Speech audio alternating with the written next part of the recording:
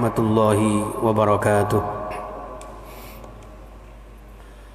Hamdan wa syukran lillah, wassalatu wassalamu ala rasulillah Sayyidina Muhammad wa ala alihi wa ashabihi wa mawalah, wa la hawla wa la quwata illa billah. Rabbi shrah li sadri wa yassir li amri wa hlul 'uqdatam min lisani yafqahu qawli. Rabbi zidni ilman nafi'a wa rizqan wasi'a wa amalan mutaqabbala. Allahumma inna hadha iqbalu naharika wa idbaru laylika faghfir li fa innahu la yaghfiru dhunuba illa anta ya Allah. Mabadu, para alim, para ulama, para sepuh bini sepuh yang saya muliakan, Bapak Ibu jamaah yang insyaallah dimuliakan Allah Subhanahu wa taala, serta para pemirsa dimanapun Anda berada, mudah-mudahan senantiasa diberikan sehat walafiat dan bahagia sekeluarga dengan ridha Allah Subhanahu wa taala. Amin ya rabbal alamin. Baik jamaah sekalian, rahimakumullah, kita lanjutkan kajian hadis kita. Hadis yang masih membahas tentang kitabun nikah, tentang pernikahan, dan kali ini hadis yang ke-10 dari bab nikah dan hadis yang ke-846 di keseluruhan kitab Bulughul Maram dalam versi yang ini ya, karena kadang-kadang beberapa kitab itu berbeda cara mengklasifikasikan hadis, sehingga ada beberapa kelompok yang hampir senada kemudian tidak diberi nomor.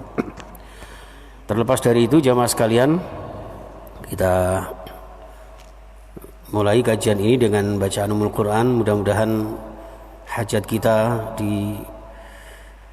dimudahkan oleh Allah Subhanahu wa taala, diberikan sehat walafiat, selamat dunia akhirat kita. Al-Fatihah. A'udzubillahi minasyaitonir rajim. Bismillahirrahmanirrahim. Alhamdulillahirabbil alamin arrahmanir rahim maliki yaumiddin. Iyyaka na'budu wa iyyaka nasta'in ihdinas siratal mustaqim siratal ladzina an'amta 'alaihim ghairil maghdubi 'alaihim waladdallin. Amin. Bismillahirrahmanirrahim. Wa an Sahl bin Sa'ad As-Sa'idi radhiyallahu an, dari sahabat Sahal bin Sa'ad, qala, meriwayatkan, Sahal mengatakan, ja'atim ra'atun ila Rasulillah. Ini hadisnya agak panjang. Ja'at, datang, sapa imra'atun, seorang wanita, ila Rasulillah, sowan kepada Rasulullah sallallahu alaihi wasallam. Faqalat, manggonuli matur sapa wanita ini kemudian matur sama Rasulullah, ya Rasulullah, wahai Rasul, jitu, saya datang ke sini ini, ahabulaka nafsi, ya. Ahabu artinya dari kata hibah. Ahabu, saya menyerahkan sepenuhnya, laka, kepada engkau wahai Rasulullah, nafsi, diri saya. Ini maksudnya apa ini, Pak? Maksudnya itu wanita ini kepingin sekali untuk katakanlah beristri Rasulullah. Satu. Yang kedua, tafsirnya hadis ini bahwa wanita ini pasrah sepenuhnya kepada Rasulullah. Andaikan kemudian wanita ini mau dijodohkan kepada siapa atas pilihannya Rasulullah. Begitu. Jadi ini yang dianut oleh para santri ketika dijodohkan kiai, ulama. Jadi orang dulu itu nggak pernah, Pak, yang namanya saling ketemu, apalagi pacaran seperti sekarang, ya, nggak ada. Jadi nggak saling mengenal, tiba-tiba dikenalkan, dijodohkan sama kiainya, ya. Jadi saudara-saudara semuanya, ya, terutama yang wanita itu, ya, bahkan yang laki-laki semuanya dijodohkan oleh orang tua atas perintah sang kiai, ya, itu seperti itu. Nah, maka ini yang barangkali mencontoh ini beliau-beliau itu. Nah, seorang wanita yang masih bujangan ini rawuh di hadapan Rasulullah untuk menyerahkan dirinya. Ya. Ini fanadzara ilaiha Rasulullah. Maka Rasulullah sallallahu alaihi wasallam nadzara, napa? Mirsani, melihat, menyaksikan, fasa'adan nadzara fiha. Sa'adan iku bisa maknanya syaddada, banget nih, ya, sungguh-sungguh, merhatek nih, begitu. benar-benar Rasulullah penuh perhatian, sangat-sangat memperhatikan dalam melihat wanita itu. Ya, wasawwibahu, bahkan melihatnya itu di sini tafsirnya adalah qala al-musannif, ya, jadi di sini tafsirnya adalah aina dzara a'laha wa asfalaha. Sampai Kanjeng Nabi itu melihat wanita ini mulai dari bagian atas sampai bawah, dari ujung rambut kan nggak kelihatan rambutnya Pak ya, dari ujung jilbab sampai ujung kakinya dilihat sama Rasulullah, wa asfalaha, ya, yata'ammaluha, dengan mengangan-angan, ya, apa mengangan-angan, dengan memikirkan, lah yo arek iki lho wong ayune yo lumayan gitu barangkali, ya isik muda kok kepengen menyerahkan sepenuhnya kepada saya, ini ada apa gitu. Dilihat dari atas sampai bawah wanita itu, ya. Wa to'a. Nah, tapi ternyata setelah beliau memperhatikan itu, summa to'a Rasulullah sallallahu alaihi wasallam. Ternyata kemudian Rasulullah itu napa Pak? Dingkluk, ya, dingkluk ngaten, ya, sampai lama sekali, ya. Nah, ketika beliau ini tidak respon, ya, tidak respon karena merunduknya Rasulullah ini sebagai pertanda bahwa Rasulullah ini dengan setelah memperhatikan dan sebagainya mungkin kurang seberapa respect kepada wanita itu. Nah, falamma ra'at, maka tatkala melihat nggih, sapa almar'atu, wanita itu, annahu sak temene Kanjeng Nabi Muhammad sallallahu alaihi wasallam iku lam yaqdi fiha syai'an, bahwa ternyata Rasulullah sepertinya tidak menghendaki sama sekali. Jadi Kanjeng Nabi lok karep, bahasa Maduranya karep itu apa ya? Jadi Rasulullah ternyata kayaknya tidak menginginkan begitu, tidak ngersake. Lalu jalasat, kemudian wanita ini duduk.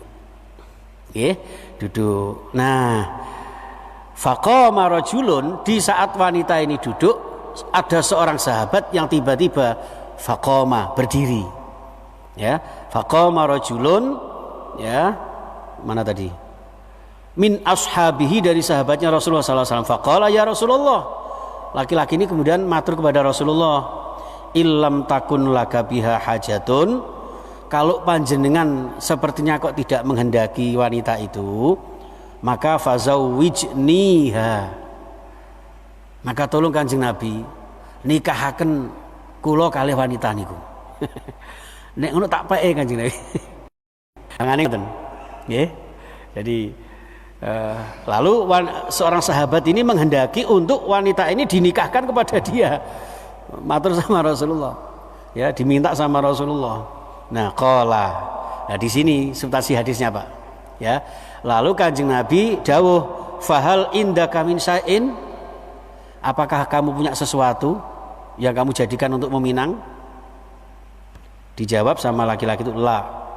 Wallahi ya Rasulullah, demi Allah ya Rasul, saya enggak punya apa-apa. Cara aku sing diomongi, Pak, gak duwe apa-apa kok kemlindi. Kira-kira begitu. Tapi Rasulullah menjawabnya begini, ya, illam takun laka faqal, ya, idhab ila ahlika fangzur ila, ya, fangzur hal tajidu syai'an. Nek ngono apa nek ngarani ya, tadhab ila ahlika, pergi ke keluargamu. Wis nek ngono mulya, golek ana beke di rumah itu ada sesuatu yang bisa kamu bawa ke sini sebagai mahar. Ternyata laki-laki ini karena saking hasratnya, ya Pak, ya, wis rada suwe gak rabi misalnya, ya, Masya Allah. Nah, kemudian datang ke keluarganya, ternyata kembali kepada Rasulullah, fadhahaba summa raja'a faqala la wallahi ma wajadtu syai'an. Ternyata di keluarga saya juga enggak punya apa-apa ya Rasul. Faqala, Kanjeng Nabi dawuh Rasulullah sallallahu alaihi wasallam, ungdzur walau khatiman min hadid. Balio, mosok gak ono be cincin-cincin dari besi lah minimal. Walau khataman min hadid, Coba balik meneh golek ono sekedar cincin dari besi. Coba bayangkan, Pak. Untuk apa itu? Untuk melamar. Fadhahaba summa roja'a. Ya, balik meneh. Matur datang Kanjeng Nabi, la wallahi ya Rasulullah wala khataman min hadid, meskipun hanya sekedar cincin besi. Walakin hadza izari. Jadi balik niku ternyata bawa napa, Pak? Izar itu maknanya bisa rida, nggih, atau bisa kain. Jadi bisa kain, bisa selendang, tapi nek cara wong Jawa, izar itu diartikan apa? Sarung. Nggih, mungkin di Arab dulu belum mengenal sarung. Jadi orang ini datang kepada Rasulullah, tidak punya ya Rasul kecuali ini. Ya. Apa itu? Selendang atau jari atau sarung itu tadi. Sebuah sarung itu tadi. Nah, qala dalam hal ini Sahal mentafsirkan yaitu selendang. Izar di situ maksudnya adalah selendang. Falaha nisfuhu. Lah karepe ngene, beliau bawa sarung itu, dengan sarung itu kemudian nanti diparuh, ngoten lho, Pak. Sing sahabat itu yang separuh untuk melamar wanita itu. Bayangkan. Sarung diparuh dadi loro. Ini ki fadhahaba, jadi falaha nisfuhu faqala Rasulullah sallallahu alaihi wasallam ma tasna'u bi izarika. Terus apa karepmu dengan selendang yang kamu paruh dadi loro iku? Ya. Atau mungkin dibuat gantian. Mosok gini kata Rasulullah, in labistahu lam yakun alaiha minhu syai'un. Lah nek sarung situk mbok nggih paroan, engko nek pas digawe istrimu lah kowe gawe apa? Ya. Wa in labisathu lam yakun alaika minhu syai'un. Sebaliknya, kalau nanti sarung itu kamu pakai, ya, maka istrimu pakai apa?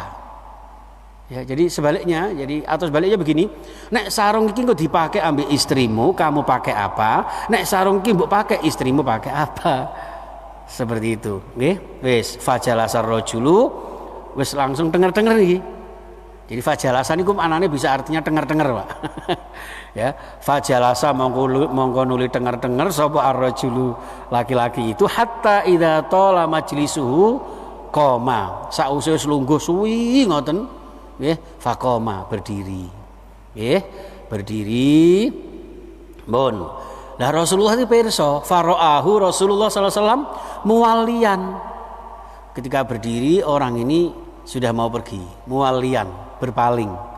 Fadu'iya fa'amara bihi fadu'iya bihi. Kemudian ada seorang sahabat yang diperintah untuk memanggilnya.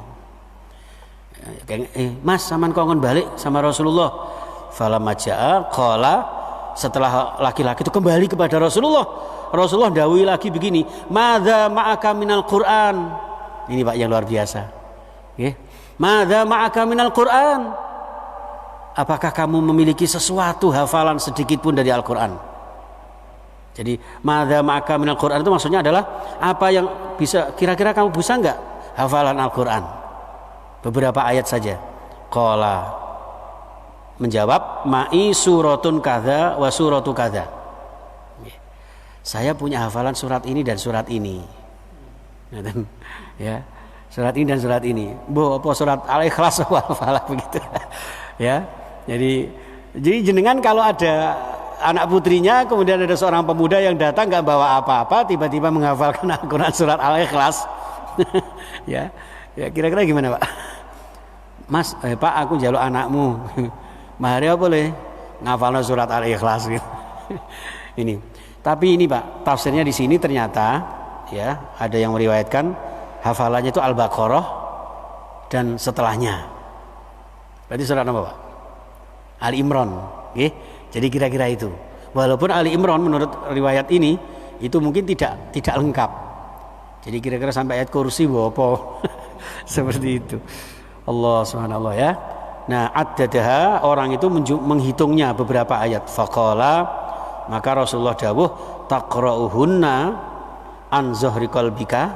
Kira-kira kamu hafal enggak? Yang benar-benar hafal. Ala zahri qalbika niku cara wong Jawa ngeten. Apakah kamu nglontok Apakah kamu hafalnya di luar kepala? Seperti itu. Qala na'am, nggih ya Rasul. Idhab faqad malaktukaha bima ma'aka minal Qur'an. Ini luar biasa Pak Kanjeng Nabi bijaksananya. Ya wis, nek ngono, idhab, pergilah kamu ke wanita itu. Ya, faqad malaktukaha bima ma'aka minal Qur'an. Saya sudah merelakan kamu untuk memiliki wanita itu dengan mahar hafalan Al-Qur'an. Walaupun tidak satu Al-Qur'an. Subhanallah. Nggih, ini muttafaqun alaih wal lafdzu lil Muslim. Ada lagi dalam riwayat khusus di dalam Muslim itu, intolik maka berangkat sira faqad zawwajtukaha fa'allimha minal Qur'an. Ini Pak. Ya. Jadi wis nek ngono budal nang wanita itu, ya hampiri dia. Tapi kemudian apa? Ini saya sudah menikahkan kamu dengan wanita itu, fa'allimha minal Qur'an. Ya, oleh karena itu ajari dia tahfidzul Qur'an. Lho, Pak. Oke. Jadi sebetulnya ini yang dijadikan dasar calon suami itu kalau memberikan mas kawin kan dengan mas kawin, seperangkat alat sholat dan apa itu mushaf Al-Qur'an. Itu naib yang pinter itu tidak hanya kitabnya saja Pak. Ayo jangan hanya kitabnya saja, bacakan itu. Nek arek pinter maca Pak, paling soal muluk barokahnya luar biasa. Ar-Rahman luar biasa. Lah nek terima Al-Kausar nanti jadi korban, Pak. Bahkan ada yang mengatakan itu, Pak, ya, kurang sempurna seorang yang memberi mahar seperangkat alat sholat. Kenapa? Belum tentu orang itu aktif, continue dan istiqomah di dalam sholat. Atau jangan-jangan malah tidak bisa sholat. Mas kawin seperangkat alat sholat tunai misalnya, perangkat itu. Makanya naib yang pinter ketika ada orang yang memberikan mahar seperangkat alat sholat, ya ojo perangkat itu Mas, engko aja mono sholat. Jadi begitu. Harusnya seorang suami sanggup menjadi imam. Syukur-syukur juga mengajari sholat, mengajari Al-Quran. Itu idealnya seperti itu, Pak. Ini dari Bukhari juga demikian, sama dengan itu, ya. Jadi ternyata di sini Abu Hurairah meriwayatkan dia disuruh menghafalkan ternyata bisa sampai Al-Baqarah dan beberapa ayat di surah Al-Imran, dan setelah itu dia disuruh mengajari Al-Quran itu kepada sang wanita itu, dan sahabat ini menyanggupinya. Inilah jamaah sekalian yang bisa kita kaji pada pagi hari ini. Ini juga menggambarkan betapa fleksibelnya Rasulullah, tidak kaku. Satu, yang kedua, ini juga menggambarkan bahwa tolok ukurnya perkawinan itu bukan materi semata, tapi yang terpenting adalah nilai-nilai ubudiyahnya, ibadah dan amal solehnya itu. Ya, walaupun nilai beberapa ayat Al-Quran itu sungguh sudah luar biasa.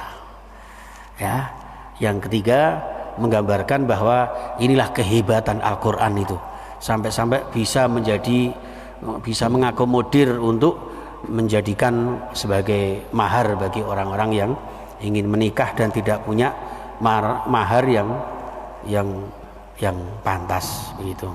Jadi Al-Quran itu bisa mewakili segala sesuatu, dan Al-Quran itu mukjizat yang mencakup segala kehidupan seorang manusia.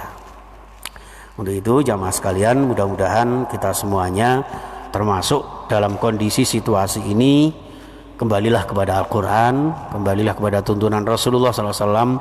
Mudah-mudahan kita semuanya diberkahi oleh Allah, diridhoi Allah, dan benar-benar menjadi umat Rasulullah yang insyaallah menuai bahagia fid dini wad dunya wal akhirah. Amin ya rabbal alamin. Bismillahirrahmanirrahim. Allahumma shalli ala Muhammad wa ala alihi ashabihi ajmain. Allahumma ighfir lana wa liwalidina warhamhum kama rabbawna shighara. Allahumma ighfir lana wa liwalidina, ampuni dosa-dosa kami, dosa-dosa orang tua kami, ayah ibu kami ya Allah. Yang sedang sakit sembuhkan beliau ya Allah. Yang sedang sedih bahagiakan mereka ya Allah. Ya Allah, kami tidak bisa membalas jasa orang tua kami selain hanya doa untuk mereka. Ya Allah, sayangi mereka sebagaimana mereka menyayangi kami. Mereka yang sudah mendahului kami menghadap-Mu, ya Allah, jadikan alam barzahnya sebagai bagian dari nikmat surga-Mu. Terimalah amal-amal soleh mereka, ampuni dosa-dosa mereka. Ya Allah, melalui kajian subuh kali ini, ya Allah, terimalah amal-amal soleh kami, terimalah amal ibadah kami, terimalah taubat kami, ya Allah, sehingga menjadi wasilah Engkau mudahkan segala kesulitan kami, Engkau lancarkan usaha kami, Engkau lapangkan rezeki kami, Engkau sembuhkan segala sakit kami dan segala sakit anggota keluarga kami dan saudara-saudara kami, terutama yang terkena pandemi. Ya Allah, angkatlah virus corona ini sehingga kami bisa normal kembali menghadap-Mu, ya Allah, bisa menyusun saf-saf lagi dengan lurus dan rapat di rumah-rumah-Mu, ya Allah, bisa menunaikan haji umrah di tanah suci-Mu, dan kami bisa beraktivitas mencari nafkah yang halal dengan ridha-Mu, ya Allah. Ya Allah, ya Rabb, berikan kami rumah tangga yang bahagia, tentram dengan ridha-Mu, putra-putri yang solih, solihah, ahli ibadah, berakhlakul karimah, putra-putri yang insyaallah menjadi estafet generasi penerus kami setelah kami Engkau panggil, ya Allah. Ya Allah, ya Rabb, hidup yang sekali dan singkat ini, ya Allah, kami hanya mohon ma'unah dan hidayah-Mu, ya Allah, agar menjadi hamba-Mu yang senantiasa istiqamah amal ibadah, istiqamah berbuat kebaikan, ya Allah. Dan sampai kapanpun, dalam usia berapapun Kau ambil nyawa kami, wafatkan kami dalam keadaan husnul khatimah, dengan akhir ucapan kami la ilaha illallah Muhammad Rasulullah sallallahu alaihi wasallam. Rabbana atina fid dunya hasanah wa fil akhirati hasanah wa qina adzabannar. Wa sallallahu ala Muhammad wa sallallahu alaihi wasallam. Walhamdulillahi rabbil alamin bi barakatil Fatihah. A'udzu billahi minasy syaithanir rajim. Bismillahirrahmanirrahim. Alhamdulillahi rabbil alamin. Arrahmanir rahim. Maliki yaumiddin. Iyyaka na'budu wa iyyaka nasta'in. Shiratal mustaqim. Shiratal ladzina an'amta 'alaihim ghairil maghdubi 'alaihim waladdallin. Amin. Terima kasih dan mohon maaf. Kita akhiri subhanakallahumma wa bihamdika asyhadu an la ilaha illa anta astaghfiruka wa atubu ilaik. Assalamualaikum warahmatullahi wabarakatuh.